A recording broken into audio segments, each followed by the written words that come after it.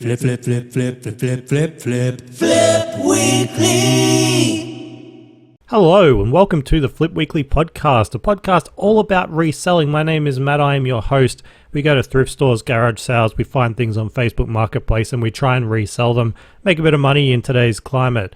Now, this is it's a reselling podcast, but I have something to tell you straight off the bat. This has been a really, really bad week in terms of eBay sales where, we haven't heard the eBay ka-ching go off all fucking week. The fact that this is a reselling podcast and we're not reselling anything, we're not making any sales, this is unprecedented. This has never happened before. I've been doing this for 2 years. This is the first ever time that nothing has sold for the entire week. This is really bad. This is really bad. Or is it? Or is it? Look, I'm going to tell you all about that. I'm also going to tell you about some of the items that I found in thrift stores for this past week, including the most valuable thing in a Vinnies that I found for just $5. I'm also going to tell you about Facebook Marketplace sales. We did have a few of those. I did have to go to the post office a few times this week, but look, it's been a rough week on eBay. We have our average sale price still consistently high, and that is what I'm attributing this, downturn of sales on eBay. I guess the quantity is down. The average sale price is still up, so we can't really complain because, look, I would rather be having one sale a week for $500 than 20 sales for the entire week with like a $5 net profit margin. You know what I mean? Like, every time I go to the post office, I want to be making at least $100. And that's why I think we haven't made any sales for the week. It's because my aim for 2026 is to increase the average sale price. And we're not trying to go from $20 to $40 or $40 to $80. We're trying to go from last year's $100. What was last year? Maybe I should look that up right now. I'm sorry, I'm not prepared for this average sale price for 2025. It was pretty good. It was sitting at $114.22. For 2026, we're trying to get, I think I said at the beginning of the year I wanted like 150. But with the items that I'm picking up now, I wouldn't be surprised to see this go up to 200, if not a tiny bit more. Like, what are we sitting at? What are we sitting at for 2026 right now, man? We're sitting at $163. And that is good, but if you're trying to increase it to the $200 mark, then we're really lacking. I think an item last week brought that down way too much. It was like a $20 fucking Mario plush toy, which meant that our entire average dropped down. But it doesn't matter. Like, I'm not looking at these numbers every single day, like fretting over them, just worrying and stressed out. I look at them once a week when I start talking to you. To see $163 is not the end of the world. It just means that we've had a sale that wasn't too high. So that's what I attribute this week's slow sales week to. It's a bit of a bummer, only because I get a dopamine hit every time I hear the ka-ching. And to not get that dopamine, where else am I going to get my dopamine from for the week? Please shout out your ideas. Where do you get your dopamine from? I get it from eBay ka-ching. That's it. No other dopamine in my life. To be honest, I don't even know what you get dopamine from. You don't get dopamine from going out in the sun, do you? I haven't done much of that either lately. I have no idea. Anyway, I think we're going to react a bit differently to this no sales in a single week, okay? I know that a lot of other resellers would think, the sky is falling. No, that the world isn't ending, at least in 2026. Maybe when our children are born, right? Or when our children are grown up. What's the future for them? It ain't fucking good, I'll tell you that. Anyway, I don't have kids. So how are we going to react? How are we going to react to not a single sale? Are we going to call it quits? Has our eBay experiment ended? Has the past 2 years of reselling led us to this? Led us to a dead end? No, we're not going to do that. Are we going to change up the way that we're listing items, the items that we buy, the prizes that we aim for? We're not going to do that either. There is so much talk and so much chatter on the internet about, feeding eBay's algorithm, like keeping the beast happy, keeping the beast fed. Make sure you feed the eBay algorithm so it delivers you sales. Like, I don't believe that shit. I honestly don't. Like, because for me, every time I've seen somebody talk about it, it's based on anecdotes. I haven't seen a concrete study or even like a controlled experiment that shows that feeding the beast, keeping this fucking algorithm happy, has any sort of correlation to a person's eBay sales. Here's the thing. We're trying to sell like a fucking $2,000 Hannah Montana television. If I'm listing up items on eBay, feeding that fucking beast, like if I'm feeding 20 listings per day, keep the beast happy, how is that going to help me sell a $2,000 Disney CRT television? It's not, unless eBay is holding that item hostage, that listing hostage from the right buyer. If it somehow knows that the right buyer is like behind this closed door and the only way to get behind that closed door is by listing up 20 other items. And then once you do that, the door opens, it swings, and then this person all of a sudden buys it. It's not a fucking thing. I swear to God, it's not a thing. The person that buys this $2,000 item is just going to come across it, or they're going to be searching for it. Listing up a certain amount of items per day isn't going to help. And if you come back to me, if anyone comes back and says, yes, it will, I would love to see any sort of proof that isn't anecdotal, that isn't based on feelings, it's based on facts, right? This is what we did, or what I did in the SEO industry before I started doing this fucking reselling, or at least this week, lack of fucking reselling. Our entire aim was to get to the #1 position in Google. And I did that multiple times, and I had websites making me tens of thousands of dollars every single month, right?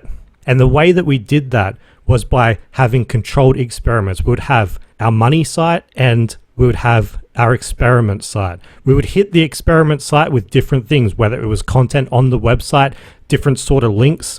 Would see how Google would react to it. Then when we found out something worked, we'd hit the money site with those practices. That sort of experimentation I've never seen on eBay. Never. So somebody says, I'm going to list up this amount because it keeps the eBay algorithm happy. Full of shit, talking out their ass, probably has no idea what the algorithm even is, and I bet can't even spell the word fucking algorithm, because I know for me, I kept spelling it with a Y for God knows how long until I realized there's an I in it. I'm a dumb cunt, right? But until you start spelling this word every single week like I was back in the day, you realize, it's a fucking I. Anyway, what I'm trying to say is there is no shortcut to getting sales. You can, I guess a shortcut would be listing this $2,000 television for $50. That would get me a sale. Increasing my promoted ad rate to 98%. That may get me a sale. It may not get me a sale because the right buyer may not be looking for it. All I'm trying to say is that list up good quality items at a reasonable price, and that should be your strategy. Do not follow any sort of guide on making sure you list X amount every single day, whether that's value or listings. Just list up good quality items and eventually they will sell. You may have off weeks like I had this week, but you know what? The fucking month isn't over. In 20 days time, how many days in February? 20 days would be in March, but 20 in a couple of weeks time, what's the bet we look back and we have our best sales month? This week means nothing if we have a high average sale price and we just make a couple more sales, after the weekend, after, a few days. It doesn't mean anything. So I'm not going to do anything differently. I'm going to continue sourcing the exact same items. I'm going to continue listing the exact same items. I really, really don't care. I'm not going to follow any of this bullshit advice. It's just anecdotes and feelings. There is a right buyer for every sort of item, providing it's not complete shit. or literal shit. So just list up, trust your gut, and that's it, man. That's really it. So yes, this is a reselling podcast where we don't make any fucking sales. So if that's your type of podcast, continue listening. If not, tune out. But I'm going to talk to you about some of the items that I found this week. All in thrift stores. I'm pretty sure they're all in thrift stores. All in Vinnies, all in Salvos, all in Savers. And the first thing I want to talk about is, first of all, how Vinnies their pricing is all over the place. Second, I would legitimately say, probably the most expensive item that was in this Vinnies. You know, I walk into thrift stores all the time and I just wish that I had some sort of fucking gauge that told me, you know, where the most valuable item is. Because if you walk out of the thrift store and you don't pick anything up, you're like, oh, there's nothing in there. I guarantee there's at least one item in there that is worth big money. We just don't know about it, right? I think we all agree that there's probably at least one item in a thrift store that is worth buying. We just don't find it. I swear to God, this is the item this week. So I walked into Vinnies. As soon as I walked in, they had this Inspector Gadget toy on the front desk. And I had a look at it because I know some of the ones from the 80s, 70s, the time before I was born, are worth big money, especially in the box. I looked at the box and I could tell it wasn't old. I looked it up. It was worth a tiny bit more than the sticker price. I think it was worth like $50 on eBay, $30 in store. I'm like, okay, that's cool. I'm going to leave it behind. I continue looking through Vinnies. They have everything in their glass cabinet. They have, you know, some Nintendo DS games. They look cool. It's like Smash Bros or whatever. And I look at the price tag and $25-$30, basically the exact same price that they're listed for on eBay. I'm like, all right, they're bringing the good stuff or the valuable stuff to the front. They have everything else in the glass cabinet. I continue looking. I go downstairs. I make my way through the DVDs, through the books, all the regular places. I get to the toys. And what do you know?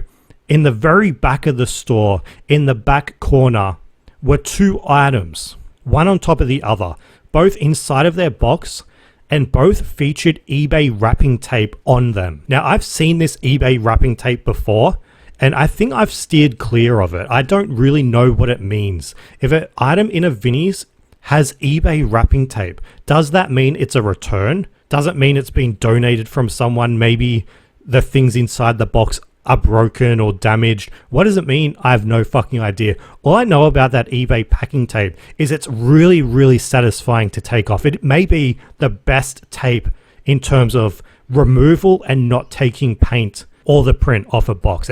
I guarantee next time you go into a thrift store and you see eBay tape on an item, just go up to it and peel that fucking tape. It's so satisfying. And it's really satisfying. Anyway, the two items, one on top of the other, they were both quite big boxes. We're talking like 1/2 meter in length, a bit smaller in terms of height, maybe like 15 centimeters. And the one on the top caught my eye first because this packaging sort of brings me back to my childhood. Well, to be fair, both packaging brings me back to my childhood, but this one is an iconic logo and it's black and it's orange. It's not the fucking Pornhub logo. That wasn't around when I was a kid.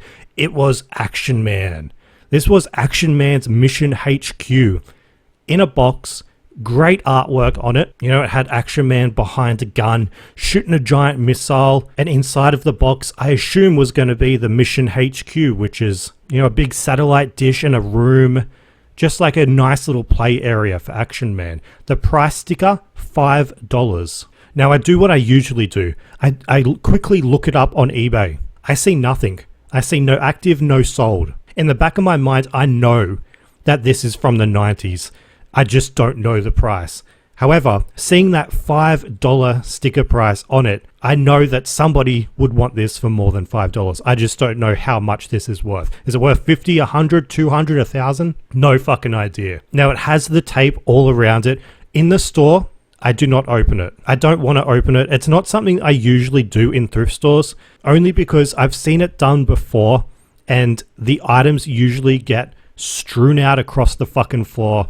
I don't want that to happen. So I leave it sealed and I'm like, all right, I'm going to buy this. It's only $5. So I pick it up, I place it down and I see the box underneath and I'm like, well, this is my fucking childhood again. So what is it? It's a WWE wrestling steel cage playset with 2 action figures inside of it. according to the box. It has The Undertaker. Even if you're not a wrestling fan, you should know The Undertaker. Dude was a hero of mine growing up. It's a shame now that the CTE has got into his brain and some of the shit that he's been talking and spouting. But I'll always cherish those memories as a kid of watching The Undertaker, especially through his American Badass stages. That to me was so fucking cool. I see the box. It has the eBay tape. It has, it's all taped up. And again, I don't open it. I just feel it. I lift it up. I give it a bit of a shake. I can feel that there's some pieces inside. I don't really know what is inside because it's a steel cage and it comes with the ring. And, when you get these play sets, not that I ever had this as a kid. I would have fucking loved this as a kid. All that I had as a kid when it came to wrestling figures were like the Go-Low versions, which was always disappointing to open on fucking Christmas Day. It's like when you ask your parents or for a Nintendo for Christmas and they get you one of those toys that you press the buttons and it's like rings in water. It's like, this isn't a Nintendo. It doesn't take fucking batteries. I had some non-WWE wrestling figures as a kid. Eventually, I must have begged enough or complained enough to my parents to be like, get me the real fucking wrestlers, not the Go-Low shit. That I got some. I had an entire tub. No idea what the fuck happened to them. But I would have loved this as a kid. Man, the box says that the steel cage is like 21 by 13 inches, which is fucking huge for a playset. You got to build it all up. You build the ring, put the turnbuckles in, put the rope around it, then put the steel cage around the wrestling ring, and then, have yourself a fucking wrestling match. Like, this is really fucking cool. And you know what? A $5 sticker price. What is Vinnies thinking? Seriously, what the fuck is Vinnies thinking? I said to you there was a Inspector Gadget toy on the way in that was priced at $30. When you're in a Vinnies or when you're in a Salvos, when you're in any fucking thrift store and you see a wrestling action figure, I've seen it all the time. What is the minimum price they charge for a wrestling action figure? It's like $5, right? And it's more if it's still inside of its box. I saw a wrestling figure of a wrestler I've never even heard of, probably lasted like fucking 30 seconds, inside of its box in a Vinnies. And it was priced at like $30. And this fucking thing, this giant playset, was priced at $5. What the fuck, man? It wasn't brought out the front. It was hiding in the back, literally in the back corner, right where the fucking staff take shits in the toilet, man. It's always really fun to be in this Vinnies knowing that behind that door, right at the back where the toys are, there's a fucking toilet. So I buy both of these things. I spend $10 on these two fucking huge toys, huge boxes. It may have been the most heavy thing I've carried out of a thrift store. And I mean, it's not saying much really, but carrying these things out, man, like I'm thinking these are 2 home runs. Like this Action Man thing, it must be worth, at least $50. And then I'm looking at the wrestling steel cage. I've sold something like this before and I priced it up and I think it sold for like $100, $200. You can go back on flipweekly.com and check it out. But I'm thinking, man, I've spent $10. This is going to make me at least like $200, right? So I get these things home and I do the very first thing. I peel off that eBay tape and fuck, man, it is so satisfying. I do it slowly. Like I light a few fucking candles, I turn the lights off. I peel this tape back slowly. It's the best feeling, man. And I know this sounds weird. It sounds fucking weird. But when you're a reseller, like you and me, when we're resellers, we deal with stickers, price tags all the fucking time. Savers price tags, Vinnies price tags, they're such a pain in the ass to get off. They always leave the residue. Peeling this eBay tape back, man, no residue, no fucking paint peeling off, no print peeling off, just pulling it back slowly. Oh man, fuck. God. Get out of my head, man. That was... Light a cigarette. I peel it off. Peel off that eBay tape. And I look on the sides and I can see that it's got its tape. I need to look inside of these boxes because I need to see what's inside. I have no chain of custody on these toys. Who knows if it's been filled with just sticks and rocks or its original, parts. And as I'm removing the tape, I'm sort of noticing something a bit different. Like I said, us resellers, we remove tape all the time. We can get to know the differences. And it sounds weird, but I've done this enough that the tape just feels a bit different. It feels a bit sticky. It feels, like this might be the original tape I'm removing. And this is really fucked up because we all know when you're opening up something and it was previously brand new and sealed, to open the box it's a no-go, right? Because it lowers the value.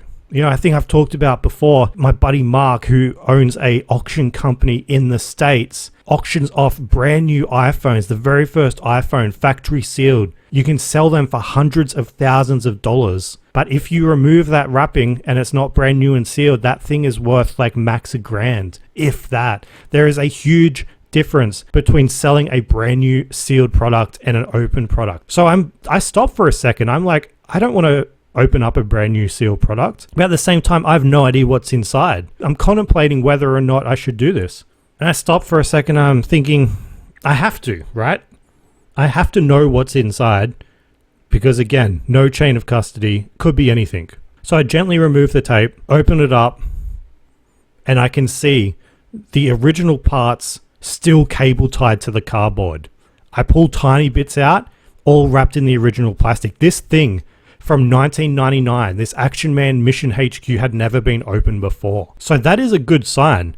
If Action Man is brand new, maybe the wrestling thing is brand new too. The thing is, I still have to open it. I look at the tape. Some of the tape looks a bit dodgy, but some of it looks good.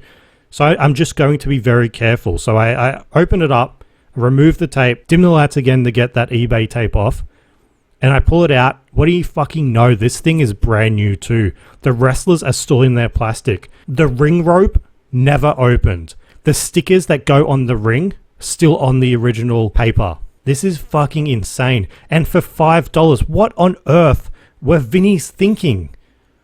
Like, I'm not complaining. I don't understand. $30 for a fucking Inspector Gadget toy that sells for $50. $5 for this WWE wrestling steel cage, which is going to sell for a lot more. It blows my fucking mind. So I take everything out, I make sure it's all in there, and then I painstakingly put this fucking thing back inside the box. It never goes in the way that it came out. It's tricky. And then I decide to, brag about it. I post a photo of the wrestling steel cage playset onto Reddit, onto their wrestling_figures subreddit, just to show what I was able to find in a thrift store for $5. And man, it's now their most upvoted post of the month. No, second most upvoted post of the month with like 20,000 views. And you know what people were saying about it? They're saying this is like a Holy Grail item. People are saying like literally one of my grails, quote, that's a quote from somebody on Reddit. He says, I would pay an arm and a leg for that find. And you know what? I really hope that they do pay an arm and a fucking leg for this. So then I get into comp research. Action Man is not a brand that is as sought after as WWE. Action Man, I guess in a way, is irrelevant. I don't think anything has come out from Action Man in the past like 15 years. It's just going to rely on people that had it as a kid. So I'm looking on sold listings. There's really nothing. And then I head to my WorthPoint alternative. Now, WorthPoint obviously is that paid website that you can find items that are no longer within the 90-day sale period on eBay. I don't pay for it. I use the alternative, which is called avaluer.net. avaluer.net. Now, it's not as accurate, but you can still find plenty of things. And I can see a boxed version of this Action Man sold fucking 5 years ago for £27, which is about $50. The thing is, I can see a few unboxed items, not even the full set, selling for about the same price. So I don't really know what we should list this up for. I'm just going to take a punt. And with no active listings, no sold listings, this thing brand new, sealed in the box, not technically sealed because the box is open box, sealed items. We're aiming for $150 plus postage. And look, if somebody wants this for their collection, the only way to get it is through me, through my listing on eBay, and they're going to have to pay $150, which I don't even think is that crazy considering the box is in great condition. It would display well if somebody has a fucking Action man cave, if that's a thing. So if they want it, they can come get it. $150. That would be 5 into 150.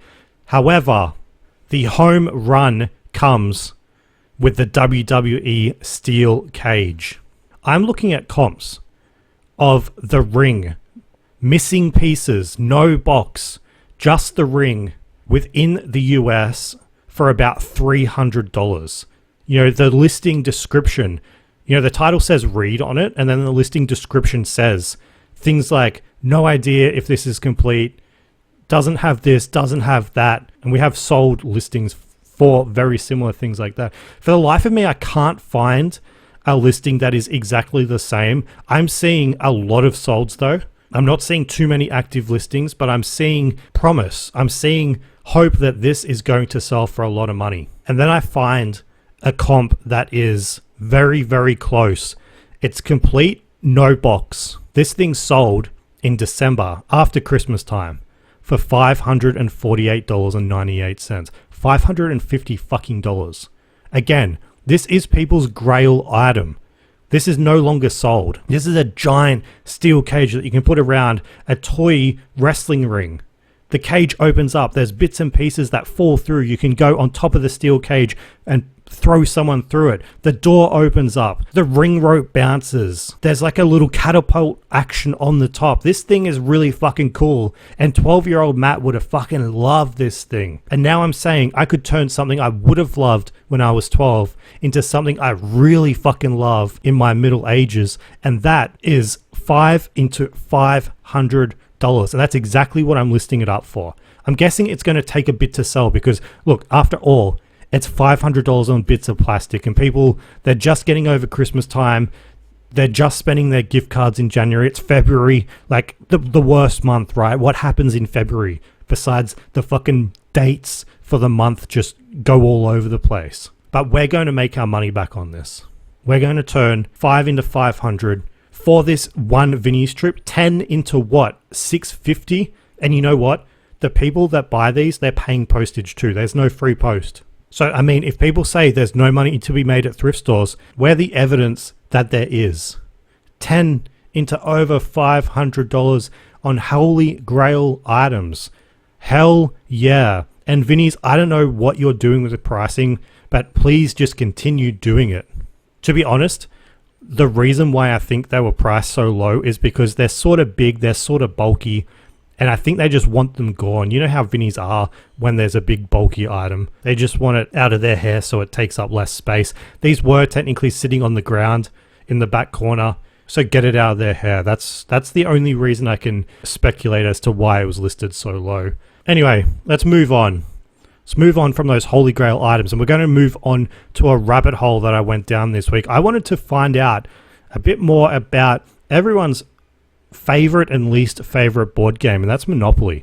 I would say in the past I've avoided buying too many board games, especially popular board games. If I'm buying a board game, I want it to be worth, over $100, and that's very, very hard to do when the board game that you see constantly is like, I don't know, fucking Articulate, which is worth what, maybe $30? Or you find, I mean, what other board games are out there, man?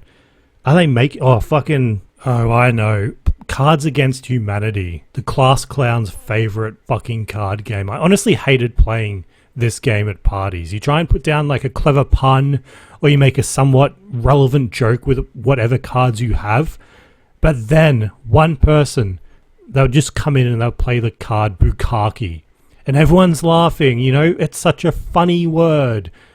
You're left wondering though, what's so fucking funny about Bukkake? I'll tell you what's funny about Bukkake. Nothing. You're going to find out in a few minutes why. Legitimately. So I'm trying to find a bit more about Monopoly because I see it all the time at thrift stores. I never really want to deal with it. I don't want to have to open it up, count all the pieces. If I want to find Monopoly, I want it to, if I'm going to deal with Monopoly, I want to at least make a bit of money when I'm buying it. So I went down a rabbit hole and I wanted to see what Monopoly is worth picking up. So I jumped onto eBay. This is what I usually do with some specific categories. I just typed in Monopoly, sold listings on eBay, sorted from highest to lowest, and I just had a look. I started to see a few patterns. I was seeing items that were selling. There were some that were constantly selling high for brand new, but that didn't translate when they were pre-owned. There was just a few different patterns like that I wanted to really get my head around. So I did that, and then I went out thrifting, and I found a couple of Monopoly games that I'm going to be able to list for about $150 each. And the first one that I found was the Monopoly Australian edition. This is from 1999, and it was brand new and sealed. When we're finding these things, we're either looking for the brand new and sealed of the old versions of Monopoly, or we're looking for the newer editions that are popular enough to warrant a copy, but they're niche enough that the supply isn't unlimited, right? So I find Monopoly Australian edition. I paid $20 for it. It's from 1999, brand new and sealed. And then in a different thrift store, I find Monopoly Treehouse of Horror Collector's Edition, which is a Simpsons Monopoly. I paid $15 for that. So I paid $35 total for these two Monopoly games, one brand new, one pre-owned, one was open. Now, when you're looking for these things, you need to be using your eBay filters. When it comes to some of these board games, they're not created equal. In some cases, it just comes down to whether or not it has that plastic wrapping on it. For example, the Monopoly Australian edition from 1999 has comps as low as $30 with free shipping. And the sell-through rate for that is only 20%. And that's within Australia. So that's really bad. Don't go buying Monopoly Australian Edition 1999 just because you've heard it here. The difference is the fucking plastic and that it's brand new. Because when we change the filters to just brand new within Australia, the sell-through rate jumps up. We're talking 250%. The two most recent sales from January, 7th of Jan, 17th of Jan, blah, blah, blah, were between $130 and $150. Now, the other Monopoly, the pre-owned one, was the Simpsons Treehouse of Horror. I paid $15, opened it up. It seemed like it was complete. Now, I don't really know what I'm looking for when I get home. So I hit up the local Monopoly expert on Instagram. Soph's flippin' mad. And when it comes to inspecting these sets, she gave some advice. Here's what the advice was. She said, with these special collector's games, it's all about the tokens. Check those first. If all the tokens aren't there, it's not normally worth it.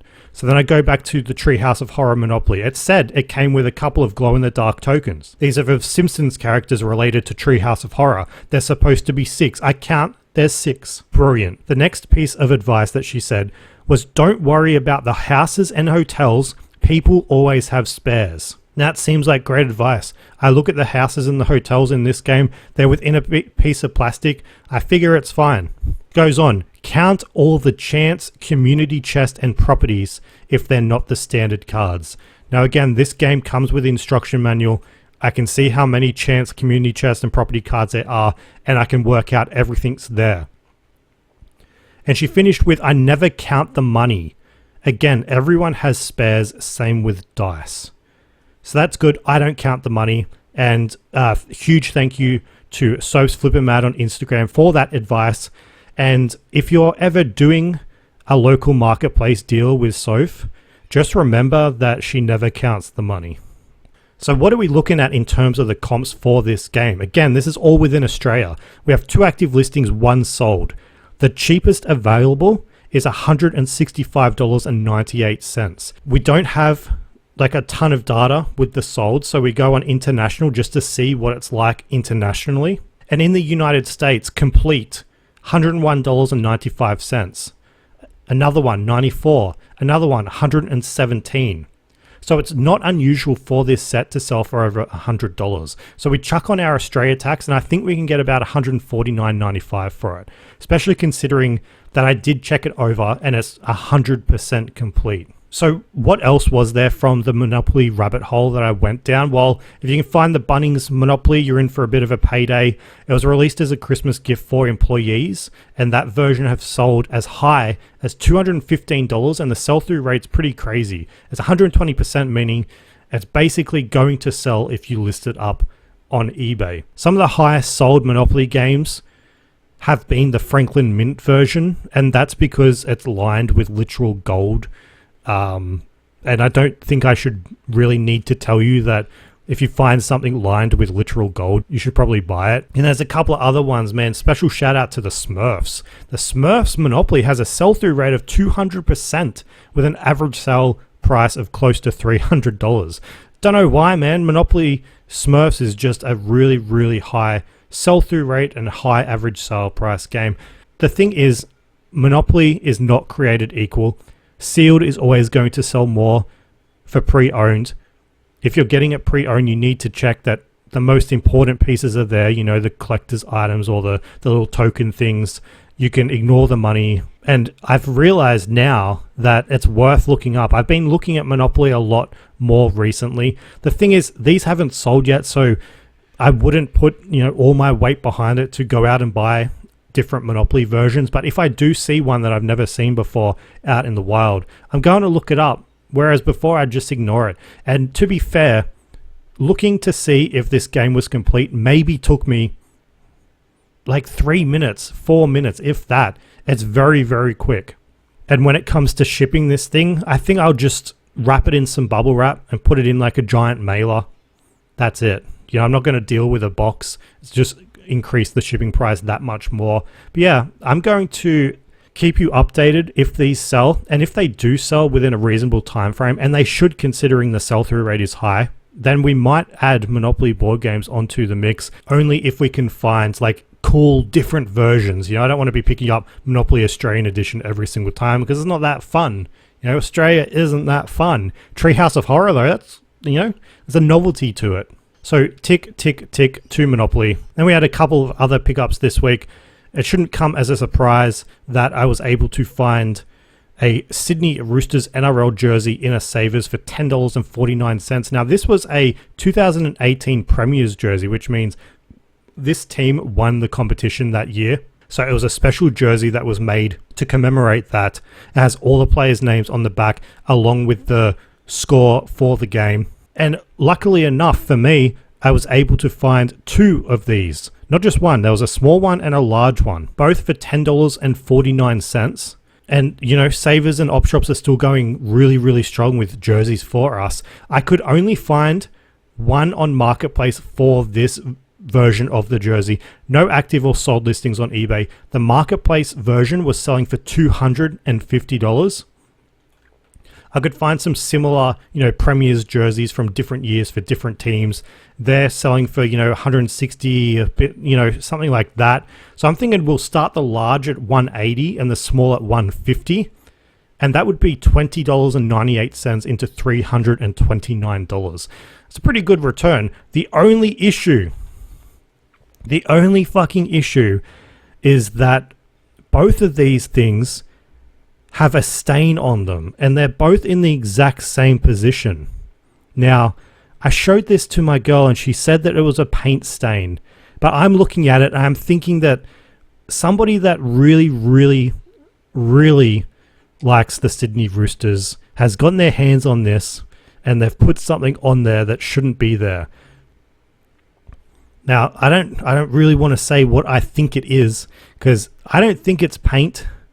I think that, some supporter has just gotten really excited with the fact their team won the premiership in 2018. And honestly, it wouldn't surprise me, because some of these sports fans, they fucking love their teams, right? Like you watch some of the match threads on Reddit when a game is in play, and there's some of the most fucking homoerotic comments that I've ever seen before in my life. People get really fucking into these things. Like, I saw one for the Sydney Roosters and somebody commented whilst watching one of their games. They said, "I'm not even a Roosters supporter," and I was touching myself. It's like, what the fuck? These threads, sports fans, their comments, they can get fucking erotic. So I think you know where I'm heading of what I think these stains are. You know, a little voice in the back of my head is like, "No, Matt, come on. It's obviously paint." But then another side of me is like, "No, I don't think so. Like, I know what it looks like." So I'm going to try my stain removal process. I really don't want to touch these. You know, if they don't work, like rinsing in the tub, I'm not going to use the dab and blotch stain remover because I refuse to touch another man's paint. Either way, if it doesn't come off, I'm still going to list it up for that price because these are rare. There's no other listings out there. And I'm fine accepting a best offer because, look, we paid $20.98 for these two things and the listed price would be $330. If we can accept $300, even down to $200, that's still $20 into $200. These returns are nowhere else to be seen in the reseller community. I mean, they probably are, but I'm just hyping myself up, man. I'm just fucking hyped. All right, you know what's next? What I sold. It's going to be very fucking short. But I want to tell you, in 2026, Hello Kitty is still a really, really strong brand. Might not come as a surprise to you. You know, you might have friends that are a bit younger. You might be a bit more in tune with pop culture, but I didn't really know that Hello Kitty was still so insanely popular. This next item, I picked it up in a Salvos for $3. It was probably my most watched item on Facebook Marketplace. It had stacked up over 1,000 views and over 100 saves. And I took a gamble on it because there was no active listings, no sold listings. The box was in Japanese. What it was, a Hello Kitty constellation projector from 2001. This thing was inside of its box. It was shaped like a dome. You put a couple of batteries in, turn off your light, turn it on, and it projected the Hello Kitty constellation all over your walls and on your roof. Now, if you ever come across something like this with a foreign language on the box, you can use your Google app on your phone to have it translated for you. The exact same Google app that you use for Google Lens, a very similar process. Point the camera at the text, it'll be translated into English, and it's how I was able to get basic information about this thing. And I was able to find one website in Japan that had this listed for about $85. So I used that as a ballpark. I listed it on eBay for $150, Marketplace for $100. It went insane on Marketplace. So many people sending me messages, not many people coming through.